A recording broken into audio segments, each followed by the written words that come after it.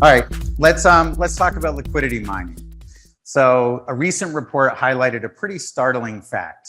In Q3 2021, Compound spent $76 million on liquidity mining incentives to get folks to put their token, put their money into Compound.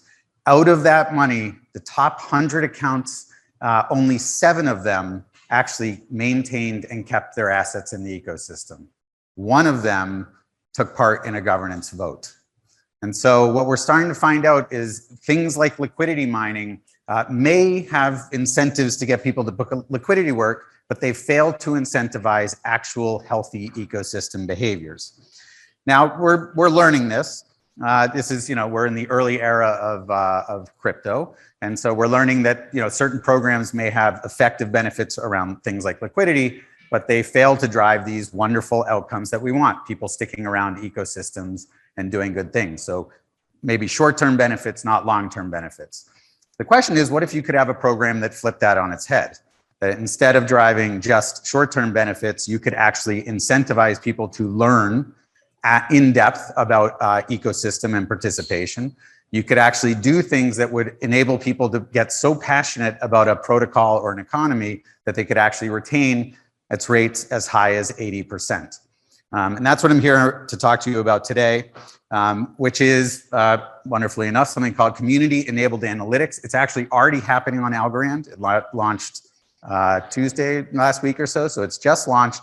It's a free open data platform that lets thousands of analysts compete, collaborate, and communicate around analytics challenges, delivering them for Algorand through a structured bounty program. Okay, so this isn't new for Flipside. Flipside does this quite a bit. We run about 1,000 bounties per week.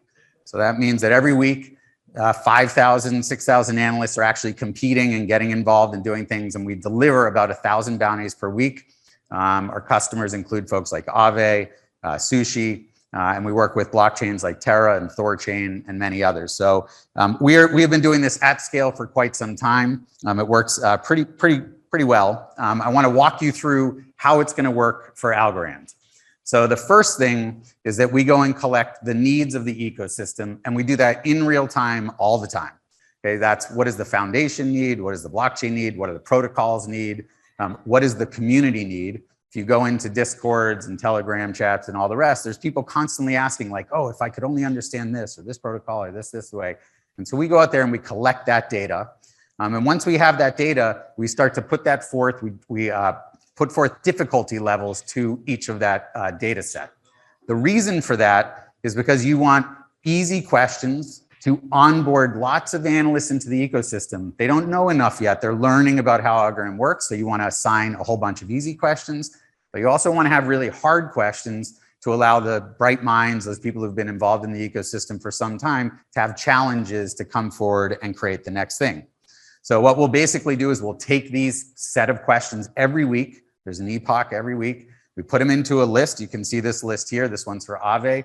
It says, here are the challenges for this week. Any analyst who would like to compete or collaborate in order to deliver on this request for the ecosystem, come do it in real time.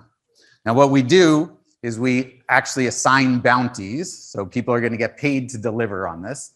Okay. And the way we help them do that is we provide a free open data platform with full historical data, anything, it's analytics ready, it's curated, it's all transformed. It's a beautiful little system. And the analyst can come in and using SQL queries, they can actually design and develop whatever it is that they're trying to solve from those bounties. Okay. Now, a couple things here. One is that it's always free. Okay, we are it doesn't matter if you're even working on a bounty for us. If you want data for Algorand, you can come in here and anyone can develop on it. And the second is we care a lot about freeing that data into the market. So we don't restrict where that can go. You can see the upper corner here. There's an API. You can build in Grafana. You can build in Tableau. You can put it in Notion. You can download CSV. We don't care. All we want is for the market to get the data it needs for the blockchain that we're working with. So we set this up for folks and then they can produce. So here's an example. Someone in Aave challenged, like, I want a dashboard of every metric with every liquidity risk parameters. One of the analysts in the ecosystem, 0x Tableau, that's his name. He's like a Tableau fanatic. He built a wonderful dashboard in Tableau for Aave, okay? Beyond that, you can get into some pretty sophisticated outcomes. So this is for Terra. This is something called a lunatic score.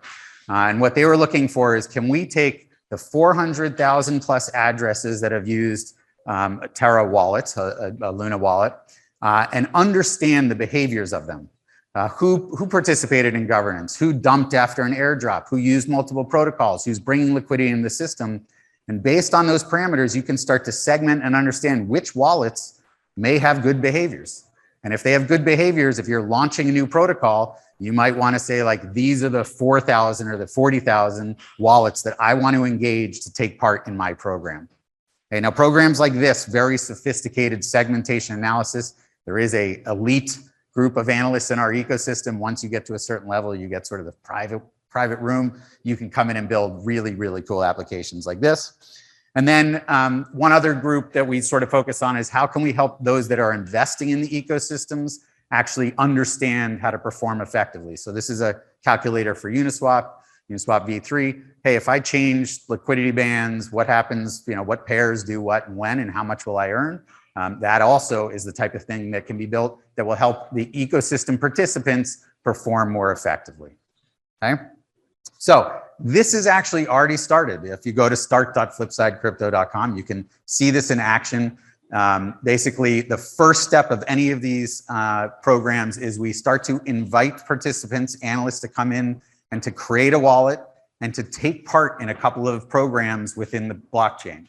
Right, this is very important. You take 5,000 analysts who have been, hanging out on some blockchain over here, Terra or Ethereum or somewhere else. Hey, I don't really know a lot about Algorand yet. First thing you want to do, hey, all right, come on in, create a wallet, right? Oh, come on in, take some of that capital and, go on to Tinyman and do some Yieldly stuff, stake it, awesome, okay? And so the first step is to do that. Last week this launched, I think here we say 268. I think we're at 330 or so people who've already started collecting stuff into their wallets. Nearly 300 people have already started using Tinyman to do things. This is ongoing. Those people are getting onboarded to take the next step. Okay. Now, while we deliver on-demand analytics, that is an outcome everybody wants. The fundamental reason we exist is to drive ecosystem acquisition and retention. Okay, so what we're tracking through this process, yep, analysts are inspired, they're getting paid to go build things. We're tracking their ability to join this ecosystem and retain. Okay, so here's some examples for Uniswap and Terra. You're seeing sort of 90% acquisition rate on Uniswap, 50% acquisition rate on Terra. The reason for the difference, some ecosystems are sort of fully fleshed out. You got these lunatics hanging out in Terra. They're joining this program because they want to earn money and do all sorts of things. In Uniswap, less people were hanging out to do things. They need to learn, so you're acquiring at a higher pace. Either way, a 50% acquisition rate, very high, growing this ecosystem. But where I get excited is retention. Okay, so if we go back to that first discussion, top 100 accounts, only 7 stuck around, 7% retention rate. Terrible, terrible outcome. Okay, these programs averaging 80% retention. Okay, that is the space where when somebody gets a bounty for going and building something in this ecosystem, after that, they're committed. Wow, this is really cool. I now understand. I've been taught, and now I can go do things in order to keep this asset moving across whatever ecosystem participation makes sense. Okay, some comparatives. Uni's liquidity mining, less than 10% remains. Okay, 1inch, 36% airdrop. That has descended greatly. This is even out of date. Airdrops just after the first day just tail off. You got to find other ways to keep ecosystem participants active. Okay, so I guess the question for this group is what should be built? Okay, so here are a whole bunch of things that came in early on a sort of list of like, hey, what do we want built for NFTs? Could we average holding period? TVL for thing over here, thing over here. Anything is fair game. If you go to ask.flipsidecrypto.com, you can put a question in there. The community then will prioritize it, decide which ones they want built, and the next weekly epoch will have your questions in them. Okay, so please go and add stuff.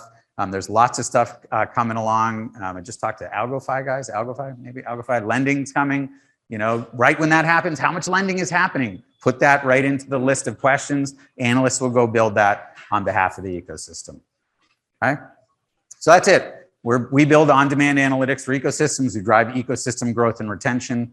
We've just launched on Algorand. You're going to see a whole bunch of action around this. So please come and take part. Thank you.